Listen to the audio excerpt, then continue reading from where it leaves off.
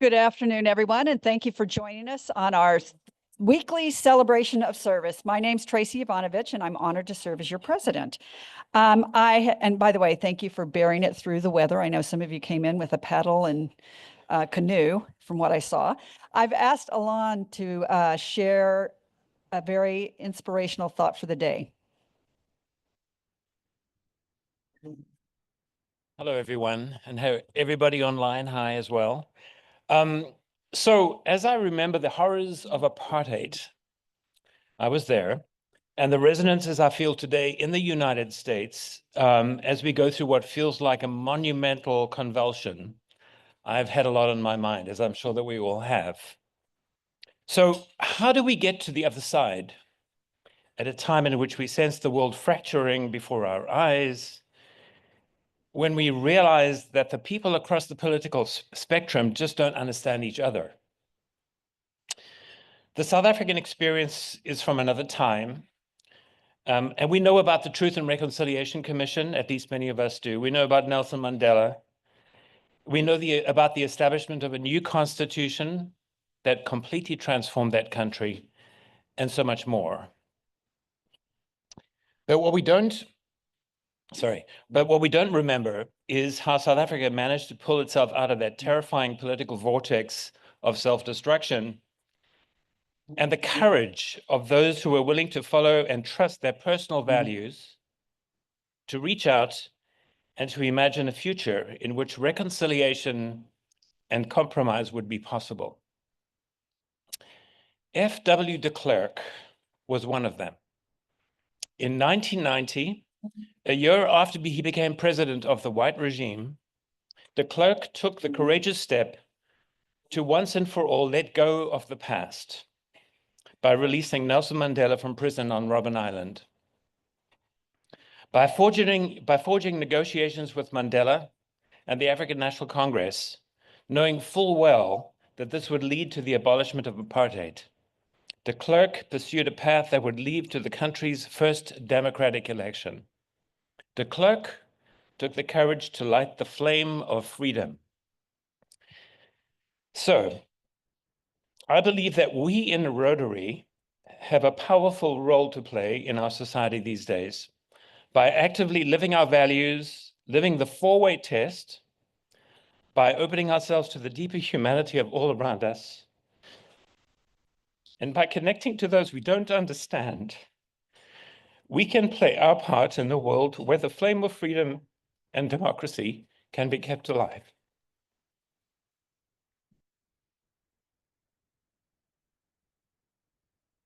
Thank you, Alon, and thank you for inspiring us and reminding us that it does take courage, and it takes courage from all of us. So with that, Cindy, I'll invite you up to give us a reflection.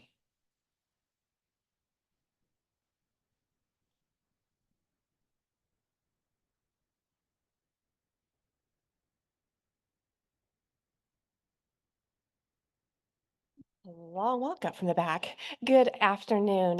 The irony is not lost on me that today in our reflection, I wanted to tell you the story of Dave Brailsford. Now, if that name isn't familiar to you, let me refresh your memory. He was tasked to resurrect a failing British cycling team, and he introduced a concept called the aggregation of marginal gains. Does that sound familiar? Some of you do. Great. You know, in context, the story anyway, is about an individual who came and made small adjustments here and there to resurrect a cycling team and bring it to success. And he did so.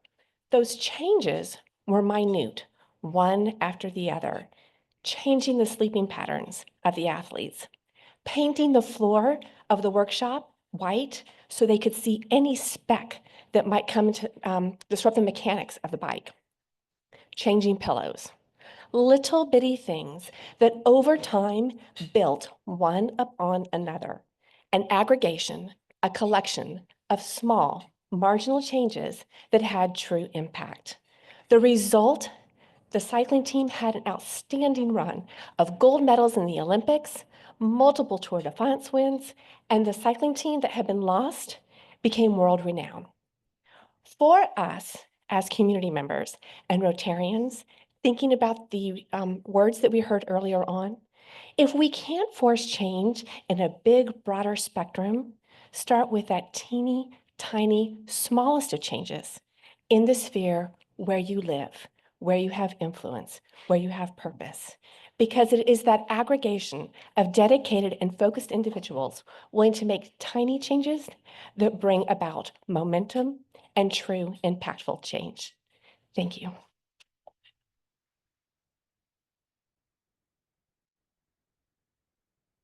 Very appropriate, especially considering we just had the Little Five last weekend. So thank you, Cindy. Claire, I believe you will be reading our announcing our guests.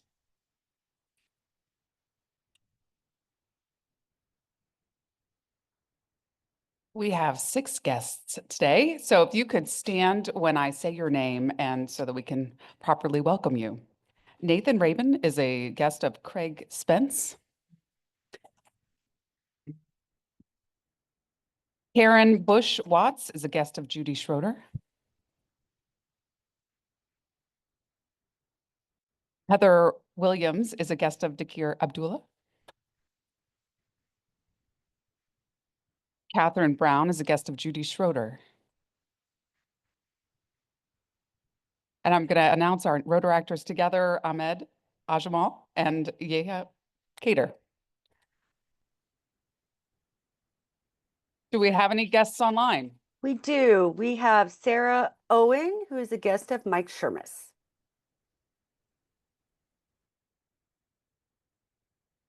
All right. And yeah, you got the seat in the house today because right next to you, it is Ruth's birthday. She is 91, Ruth Boschkoff. Woohoo!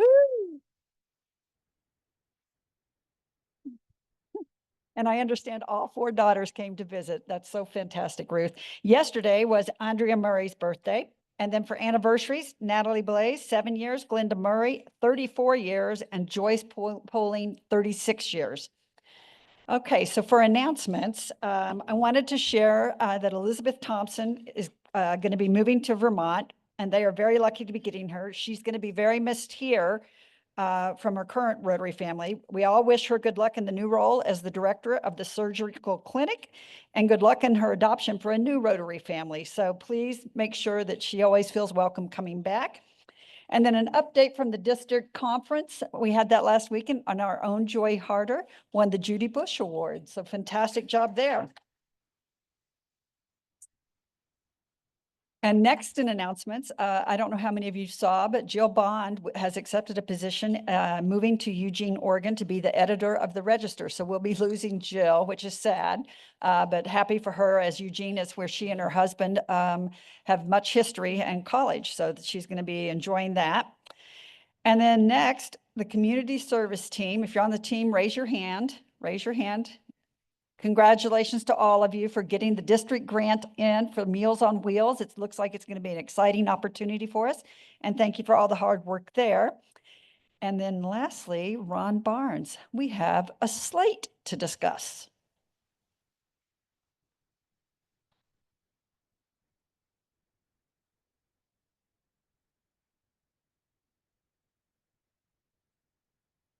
President Tracy, it's an honor to present this slate to you. Our conclave lasts several months. And I'm happy to say that the white smoke did go up the chimney. I do want to recognize two past presidents that did the heavy lifting on this, Alon Barker and Sally Gaskell, and then we were assisted also by Tracy. So the conclave is now over and we're out of a sealed room. And I'm proud to announce to you the slate. So if you want to move the slate forward, President, obviously, Steve Wicks, President-elect Sam Udek, Vice President, obviously, Tracy, and Treasurer John Zodi, and Secretary Mark Peterson. And then if you could move it forward to the directors, you will see a second term director would be Heidi Schultz, Director at Large, Caleb Poor, returning directors, they'll end their term next June, Andrea Murray, Jeff Richardson, Lynn Schwartzberg, Jim Shea, and Jim Sims.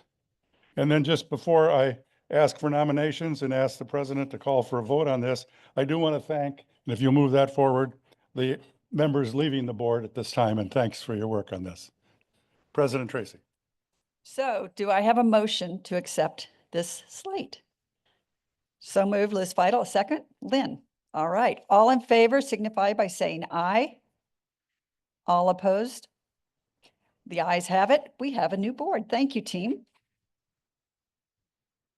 And with that, Ms. Gaskell, if you could introduce our guest.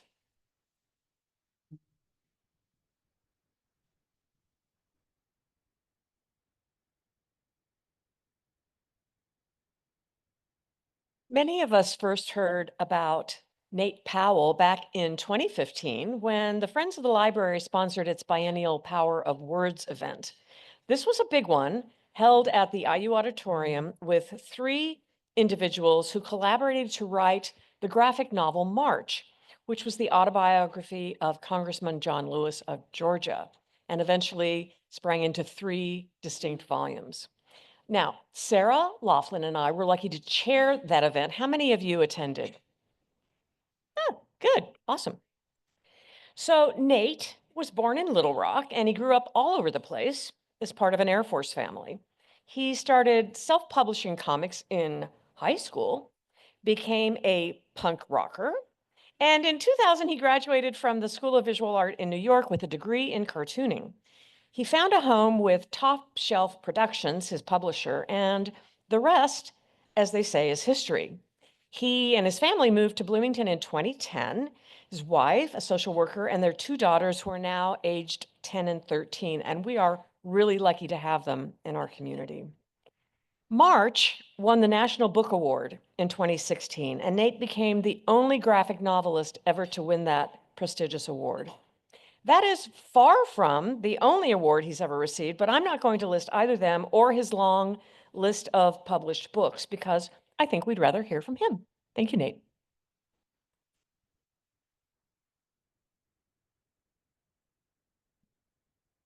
Hey y'all, how's it going? Thanks for having me here. All right, volume's good? Too much gain? Everybody can hear me? Right on, okay. All right, do I just start clicking here in the slideshow? Oh, pardon me, Isaac. Okay, so yeah, I'm Nate. I'm your neighbor. I draw comics. Yep, from Arkansas, but yeah, I've lived here for 21 years. And so almost half my life. Oh, here we are. Okay. I stay very busy. I've been a full-time cartoonist since 2009, I guess.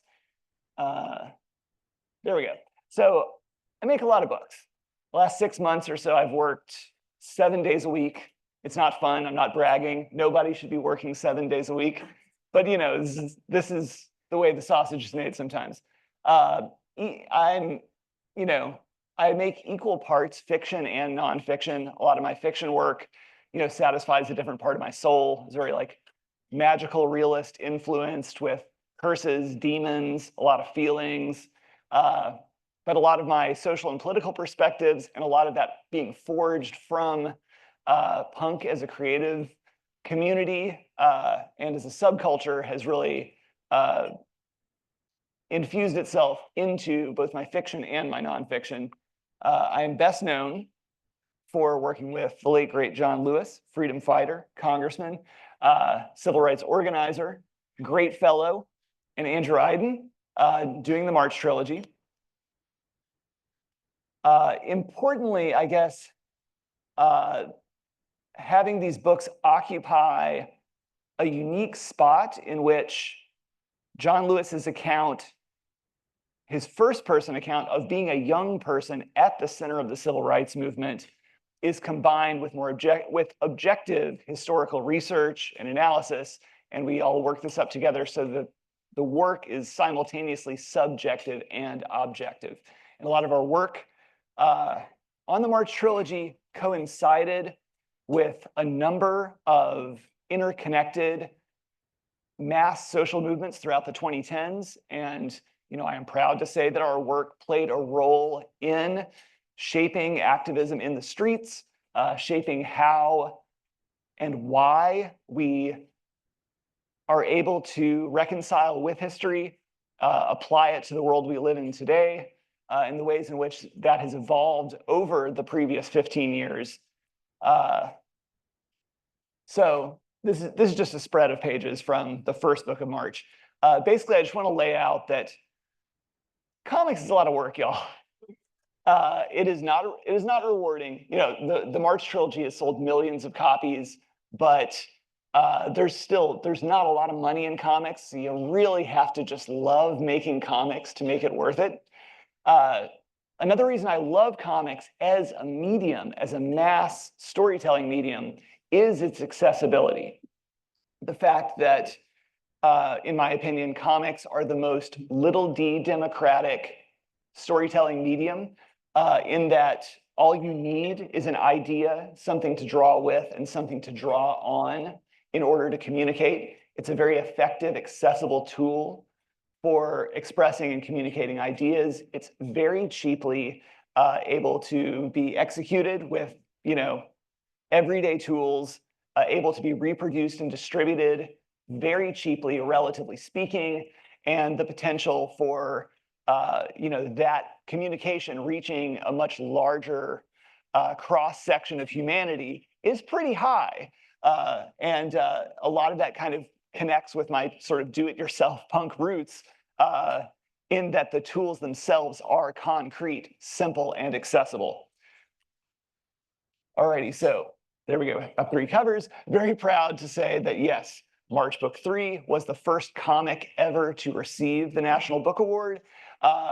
And I guess at the same time, like, our work played a role in the ongoing struggle of the medium for legitimacy.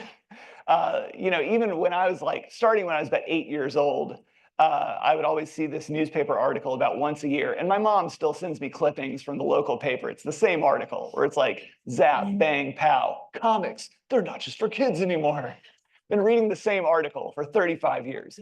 But importantly, it's fantastic to play a role in hopefully being able to cement some of the legitimacy of comics as a medium, as a format, and as a language of its own. But part of the problem with comics as my chosen beloved medium is this goes back to that generic article.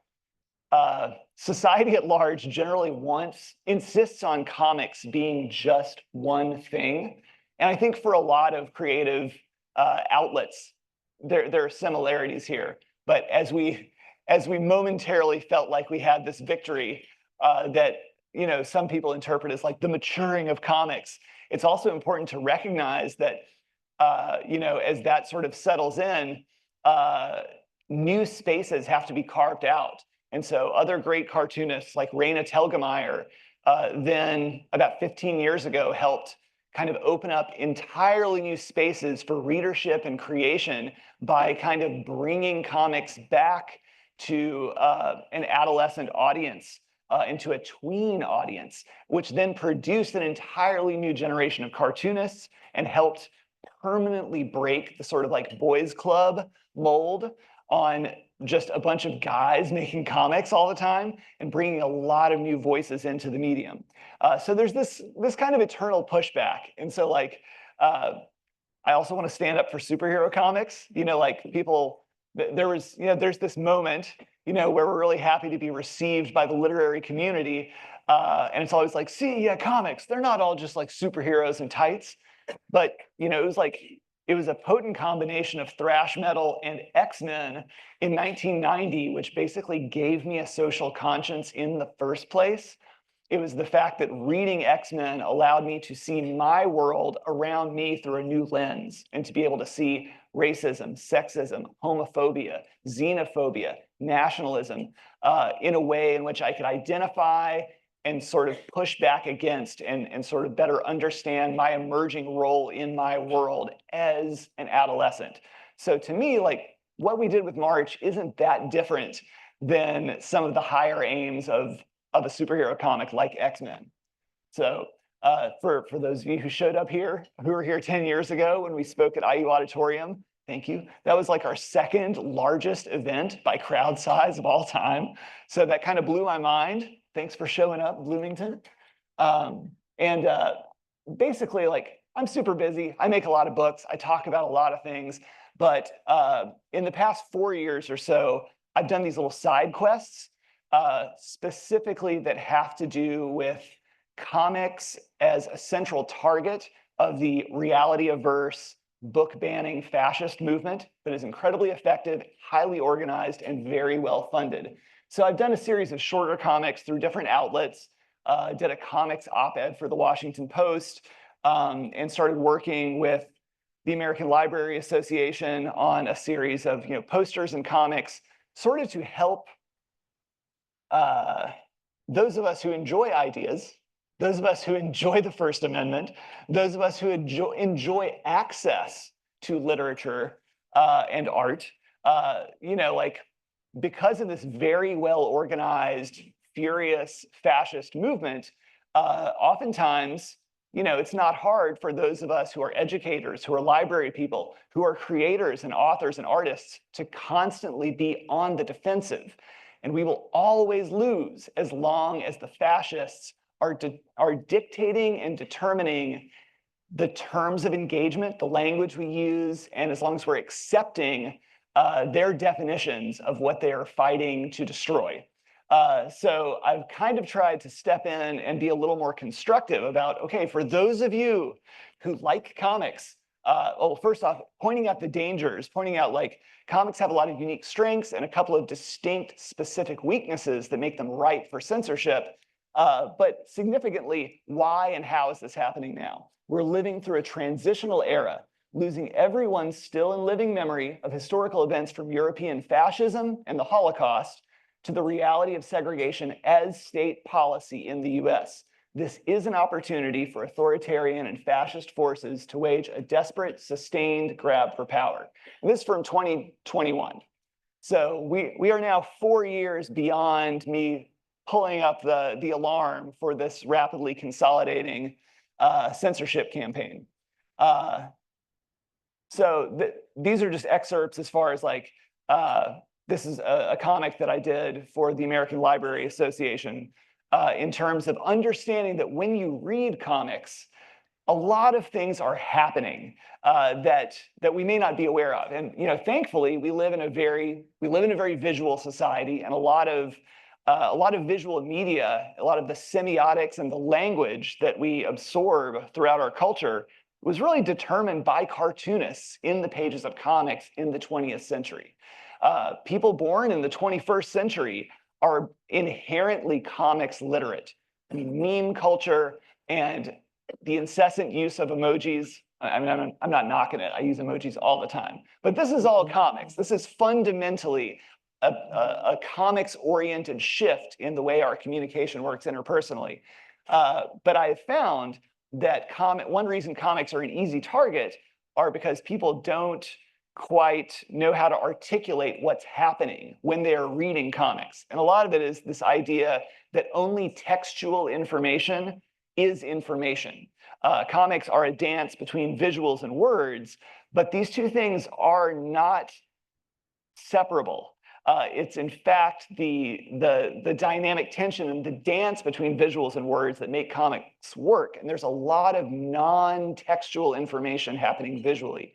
So I always encourage people that everything is information when you're reading a comic, no matter what type of comic it is.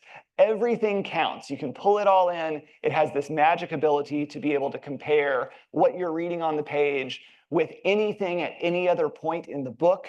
It allows for this kind of unique, almost time travel for the reader.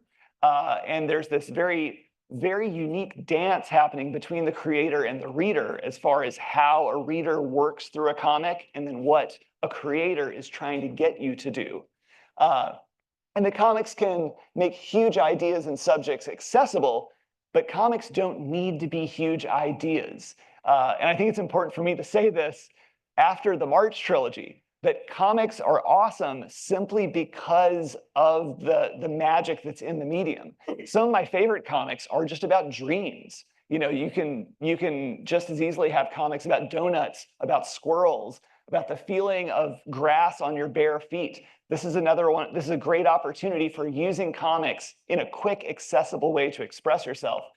Yeah, and importantly, like, I guess my last little sub point here on this ALA poster, this is number 6 here about comics making lifelong readers. There's often this is another thing that I think not enough people push back on. People they think they're sticking up for comics by being like, oh, it's a great gateway into reading real books. And what's important is it's not really so much a matter that comics are a gateway or a stepping stone to more legitimate and more accepted forms of reading. It's the fact that comics are a really effective way to cultivate habits and curiosity, making reading a part of the fabric of everyday life. And saying that not just as a creator and somebody who loves to read all kinds of things, but someone who's a dad and who has been able to like watch firsthand and see how instilling the habits of reading every day, especially when kids are growing up reading graphic novels and reading comics, people who learn to love reading will wind up pursuing what they're interested in and what catches their eye, no matter what that may be. And so you're never selling anything short by just embracing comics. If you really want to get somebody to follow their curiosities reading, then comics are a pretty important part of that in the 21st century. And so there's no need to knock them or give them an exception or a but or an at least. It's all reading, and it's really all about making reading a part of our lives. And most recently, I've been doing stuff with the Indiana Library Federation, as well as the ALA, with Authors Against Book Bans, with the Comic Book Legal Defense Fund, to kind of up the ante against these fascists. And let's use that word. That's precisely what it is. This is an information control campaign that includes credible threats of violence. So I did some illustrations for Right to Read Day. I'm getting started on something for Banned Books Week that's coming up. And a lot of this simply because public libraries themselves are under attack for losing federal funding and state funding. The imperative of pointing out for people who don't seem to understand what libraries actually do, that libraries aren't just the place where you go to check out books, but to underline that libraries are full of, like, you know, there are seed libraries, tool libraries. You can record your band. You can do podcasts there. You can have cooking workshops. There are skill shares. You can meet strangers, people from other walks of life. You can register to vote. You can vote. You can get high school equivalency in a lot of libraries. Massive amounts of genealogical information is used every day in every library by people from all stripes of life. So one of the best everyday ways we can push back to kind of take the offensive against these fascists is simply to stand up and be a little more vocal about what institutions like libraries actually are, which is real community centers.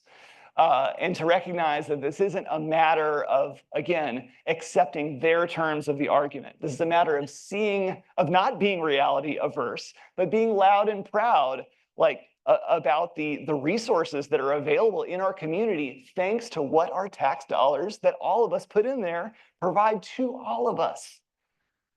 So these are my side quests while I'm doing, my weird feelings heavy stuff.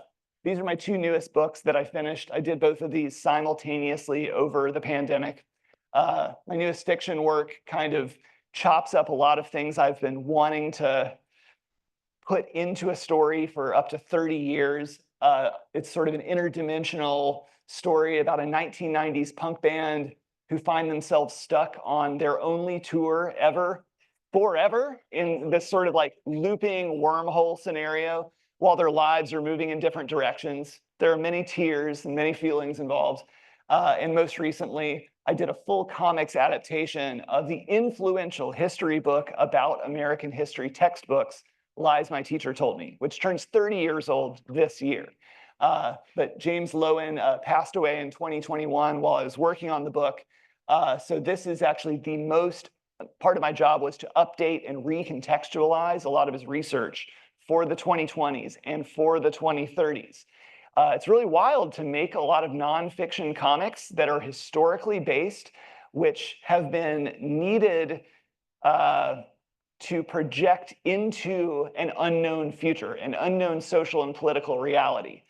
So it's a really weird skill set to develop, is to try to make your work as bulletproof as possible, but try to anticipate not how readership will receive it today, but how readership will receive it in 10 years and what role it may play culturally in a decade's time. Oh, that's the last one, right on. So basically, like, does anybody want to talk about anything? You have any questions? And like what I do covers a lot of stuff. So whether it's like a nuts and bolts thing about the medium or about working with John Lewis, yes. Oh, great. Yeah, if anybody, I'll hand it over to y'all. Maybe somebody on mic can start. Oh, perhaps. There we go. Thank you so much. Your work is fascinating and stunning, and thank you so much for coming here and talking about it.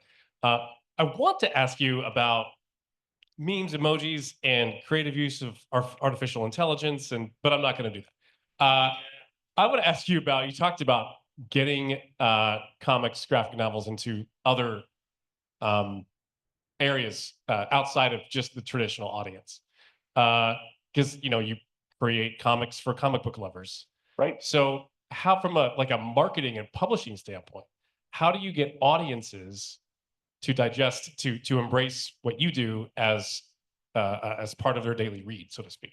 This was the best highly specific question, because this is actually one of the main things I think about every day. And I think in communicating with a publisher and stuff, this is one of the things that I always find is the most important, is the most consequential. And I think a lot of it has to do with thinking about the fact that emerging generations of people who are in their 20s, people who are in their teens, are most likely already to some degree comics readers. And thankfully, that's because the format of comics has shifted, into comics with a spine, graphic novels. And so this is one of these things where intergenerationally, I feel like I was born in the late 70s. I think I'm the cusp generation there, or like sort of the fulcrum in which there was that sort of cultural shift of readership and availability that happened right around my generation coming of age.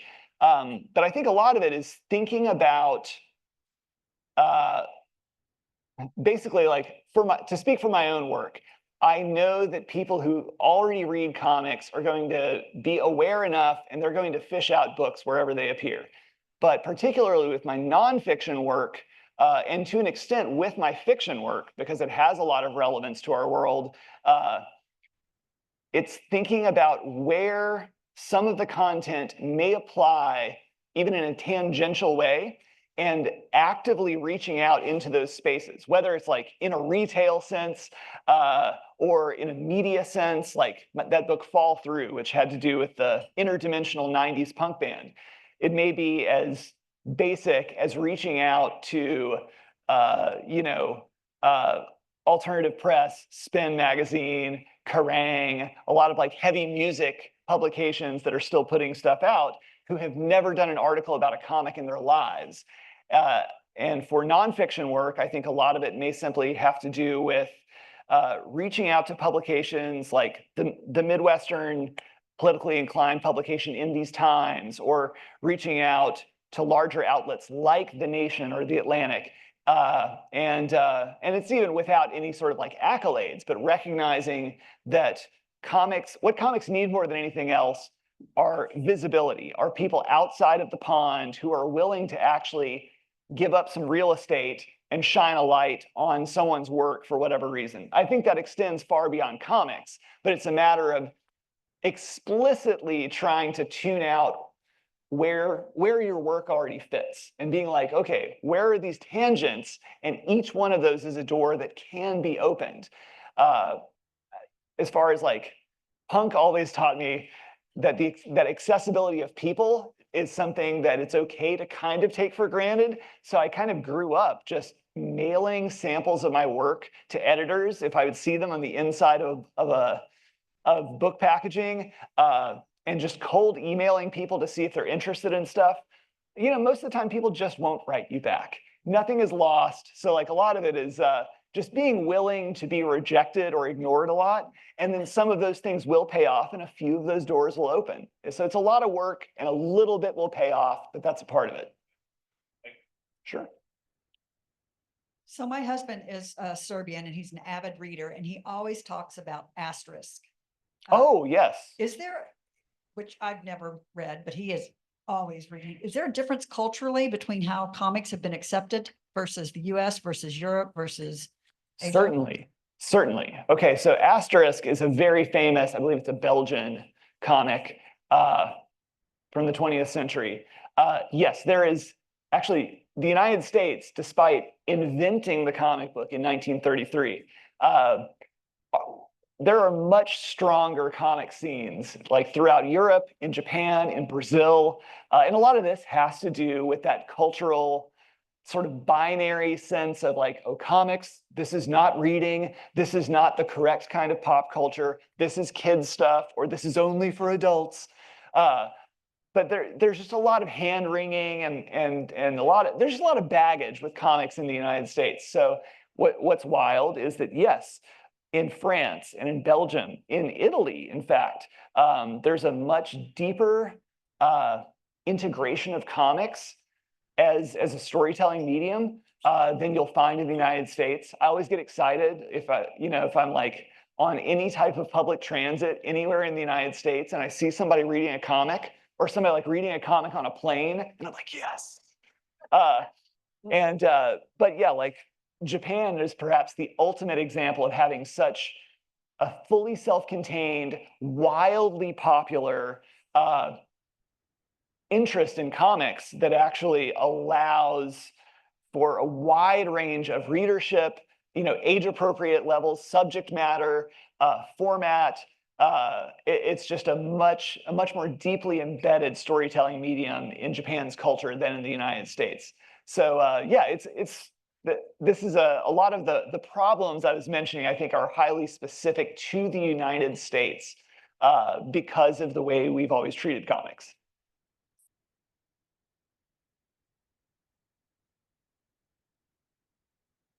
I want to take off a little bit on John's question. How did you personally transition from making comics when you were a little kid to making comics the kind of work you're doing now? You bet. That's beyond fantasy story, I guess. Yes, good question. Okay, so growing up in pre-internet Arkansas, I basically had no idea that comics existed that weren't superpower based until the mid-90s. And I even started making my own kind of like personal political fanzines. at the same time that I was still drawing superhero comics as a 14, 15-year-old. It never occurred to me that this could all just be one thing. So it took several years to finally, a lot of it was leaving Arkansas. And once I moved to the East Coast, all of a sudden being exposed to the breadth and depth of the medium of comics itself. And then it was just a matter of, as I grew, recognizing that, you know, I have a voice, and that, you know, as we grow, we're afraid, like, do I really have anything to say? Is this going to be worth my time or a reader's time? But often, you know, like there's a therapeutic value in making art. Like it doesn't have to be something that you're always wringing hands about. And so the joy of self-publishing is, even if you're just making 20 copies of something down at Office Depot, is you're taking something from inside, you work really hard on it for a few days, now suddenly you have 20 copies. And even if you're just distributing that to the people you love, the 20 people around you, you've created a dialogue in microcosm. And this was very satisfying to me. And so really within the punk underground, as my band began to tour, I started selling comics in strangers' basements across America. And that suddenly, you know, a couple thousand people would be reading my books. And along the way, that's when I started making a list of editors and publishers whose stuff I liked. And I decided anytime that I photocopied a new comic, I was going to send a copy to every single person on that list. And it was about 15 people. Maybe 2 people wrote me back, going back to the previous answer. But one of those 2 parties who wrote back wound up being my longtime publisher, Top Shelf. However, we were pen pals for like 3 or 4 years before they actually said yes to a book idea. So a lot of it was recognizing that any kind of creative community is just that. It's a community of people, and it's a matter of becoming a part of that community. So continuing to show up at comic shows, and generally just eventually you recognize that, you know, like you may feel like you don't belong or no one will remember you. But very quickly, people recognize, they're like, oh, I've seen you before. And then soon enough, you're like, oh, I feel very lucky that comics is a very inclusive, non-judgmental place. I mean, it's a bunch of nerds. And so it's like, it's really nice to be like, oh, okay, like the social component of it as a community is inseparable from comics as an industry. But yeah, for every new book idea, I have to pitch each one out to publishers and editors each time. Like there's no magic key, no matter where I've been, every new idea kind of needs to stand on its own. So in that way, it's very similar to when I was 20 and just sending out mailings to random editors. I'm a little better connected now, but it's fundamentally the same. I've got a sort of complicated question about censorship. Censorship in Russia or China, do you see that as fascist? Is that included in the term? I definitely see Soviet and contemporary Putin era censorship as being fascist. Pretty, like, yeah, Soviet totalitarianism, I think, is barely distinguishable from what we would consider fascist. But the methods of censorship, precisely, it's using both state and private pressure and force to suppress both the public and private parts of our lives. I know a little bit about Chinese censorship and repression. It's highly repressive and pretty well regulated, but I don't know enough to be able to actually weigh in on whether I would consider that fascist. Yeah, I got a question. I grew up reading comic books, and then I graduated to Mad Magazine. Oh, yeah. I remember being in the 5th grade 70 years ago, and the teacher would occasionally pass out free comic books. Now, these were like 10 pages, skinny little things. One was Our Friend the Atom, and the other one was Asbestos, Magic Mineral. Now, these were giveaways. These were marketing by big companies. So what I'm saying is, comic books are used by both sides. It Certainly. could be used for propaganda. It could be, we're thinking, hey, they're going to espouse our beliefs. Hey, surprise, both sides are going to use comic books as a medium. I mean, I've heard of cartoon characters being used to preach a violent philosophy in other countries. But my point is, it's used by both sides. It can be used for propaganda. Oh, certainly. And I mean, importantly, Golden Age comic books were a pretty important part as propaganda in the United States, part of the war effort in World War II. So, like, just by definition of propaganda, this, like the United States government did work with Marvel and DC because American GIs overseas became one of the prime audiences for comics in the 1940s. It has its own fascinating history, but you're absolutely correct. Significantly, the inspiration for March came from a 1956 comic about the Montgomery bus boycotts called Martin Luther King Jr. and the Montgomery Story. And when John Lewis was 17 years old and he had just moved to Nashville, Tennessee to go to college, it was this comic book, which was literally given away and sold out of Jim Lawson and Dr. King's trunks of their car or in church basements where they were holding some of the earliest nonviolent protest training sessions, of which John Lewis was a part. This, yeah, you're right, floppy little 16-page comic, which it was published by the Fellowship of Reconciliation, but it wound up being hugely influential, not only in the youth wing of the civil rights movement, and John Lewis considered it a primer to his work as a comic, but the fact that it transcends language and literacy boundaries, and that Montgomery Story comic then wound up being translated into Spanish, and in the 1960s, Cesar Chavez's movement actually used it for the workers' rights campaign in the 60s. From there, it actually traveled through Central and South America in pro-democracy and workers' rights movements. And it was even bootlegged and translated into Arabic and Farsi and was distributed by somebody in Egypt leading up to the Arab Spring. Andrew wound up doing his grad school thesis on that comic, so that's how I know all that. But yes, comics have this long, interesting story that is not always the happiest story, but they certainly are ripe for being used as propaganda in addition to where that crosses over with a lot of my historical and nonfiction work. Yes. Yes. Thank you very much. This question relates to what you just spoke about. Outstanding Jolie was our cartoonist for many years in the Herald Times. Then when he declared for public office, they booted him off. We need somebody like you or another cartoonist so we can respond to local as well as statewide and national issues. How can we do that?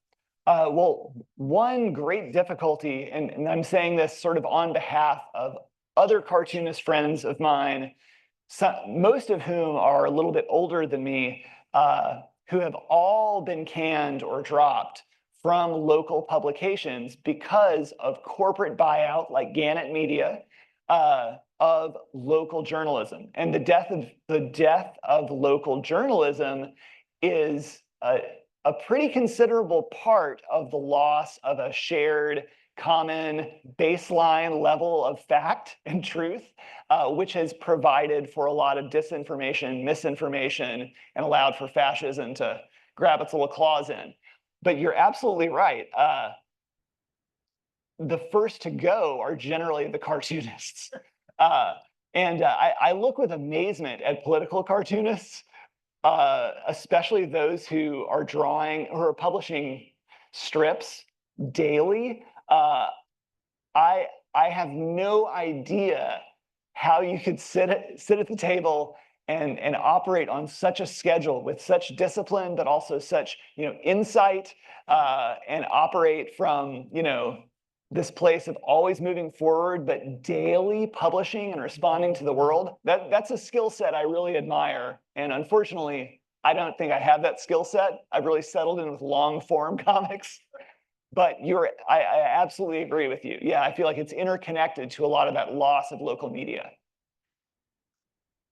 Hi there. Our Rotary book group read Lies My Teacher Told Me, and your version, the graphic version, and I saw that James Lowen's book, on which it's based, was one of the 381 books removed from the Naval Academy Library. So you now are a banned book author. What I'm interested in is how that James Lowen's book has like 50 pages of notes, and how in heaven's name could you take all of this factual, and make it into excerpt it, a very serious history book into a very readable history that is very informative. And I gave it to my granddaughter, and she's so happy at 15 to be the owner of a banned book. Excellent. Okay, this is like you really pointed out something crucial here. Great question. My first consideration when Jim Lowen approached me and I said, yes, definitely. I had already read the book about 5 times between 2005 and 2020. I knew it pretty well. And my very first thought was, I was like, this is, like, I know I'm going to make this 300 pages or less. I'm going to have to leave out up to half of what is in his tome.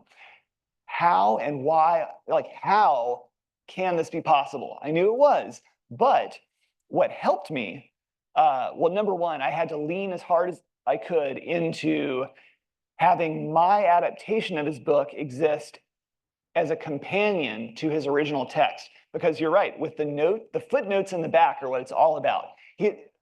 James Lowen has this great, irreverent, kind of like zesty voice, which is one reason why so many people love his book. He's a funny guy too, and very straightforward. But the footnotes they're pretty juicy and funny. And so trying to always point people towards footnotes and trying to integrate as many of those as I could into the book. But actually, then I bought the young people's edition, which came out in 2011 of Lies My Teacher Told Me. And I mean, the language is a little bit simplified and streamlined, but what I was looking for was James Lowen is a historian and an academic, but in this book, he is also a storyteller. So structurally, I was looking for the thread that went through each chapter, and it was easier to find in the young people's edition, which was his main anchor points and where he was taking us within the space of each chapter. And once I recognized what that was, then I could begin to add things back to those anchor points, to that main narrative thread. And it was really just a matter of, because all of the information was fascinating and all of it is potentially very relevant. So yeah, when you're deciding what to leave out, a lot of that was making sure I had the skeleton, I had the scaffolding, and then adding in as much as I could that was appropriate, that was holding all of that together. And then recognizing that I simply could not include everything. But yeah, when I read it myself, it still has that density where I'm like, man, I can't imagine what it would be like if I just went whole hog and put everything into this book. But it would be unreadable, I think. Like creatively, you have to make those decisions in order to keep something engaging and have it be as topical and as focused as possible. So we have time for one more question. Is there one online? No, there were no questions online. Okay, here.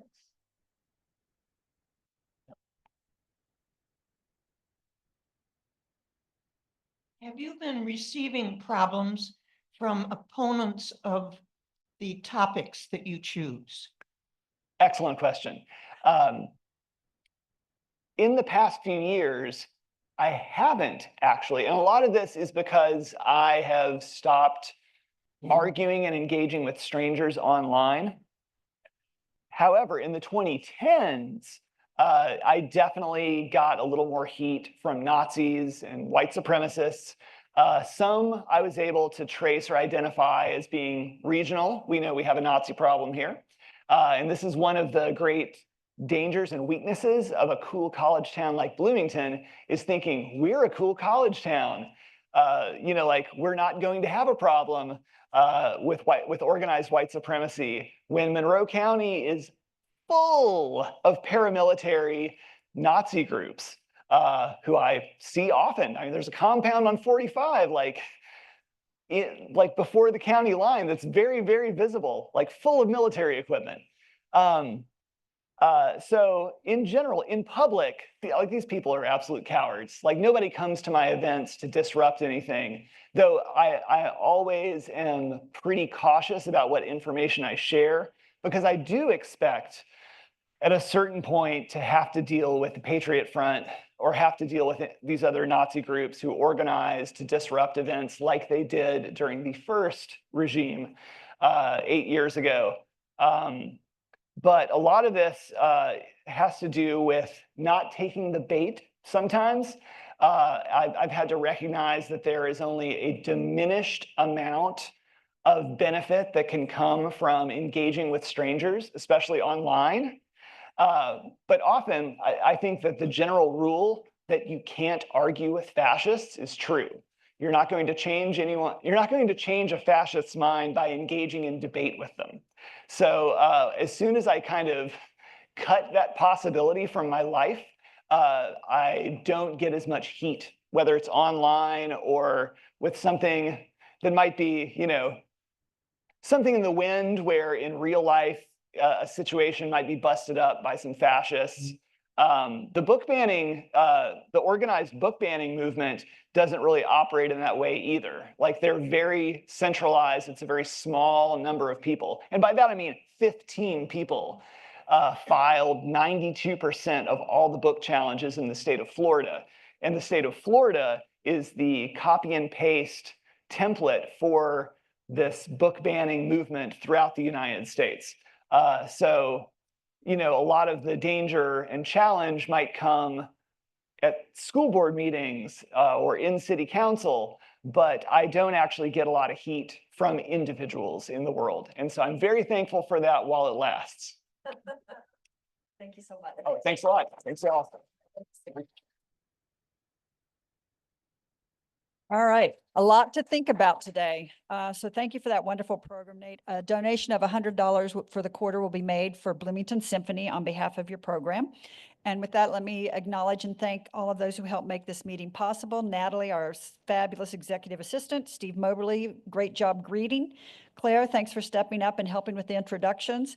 Leslie Kustenkow on doing Zoom online, so thank you for that. Cindy, great reflection, nice tie-in, pulling the red thread all the way through. Mr. Bright, thanks for all you're doing for reporting. You're moving around. I can't, oh, there you are in the back. And then Marilyn, pinch hitting at the last minute, running the mic. See how easy it is, guys? Just saying. You did a fabulous job. And then Isaac, as always, for Zoom and audio. Our next meeting will be Tuesday, the 6th in the Frangipana room. Our speaker will be Steve Bryant discussing small business trends. And with that, for those who are able to stand, if you could please join us in the 4-way test. Of the things we think, say, or do, first, is it the truth? Second, is it fair to all concerned? Third, will it build goodwill and better friendships? Fourth, for all concerned. And fifth, is it fun?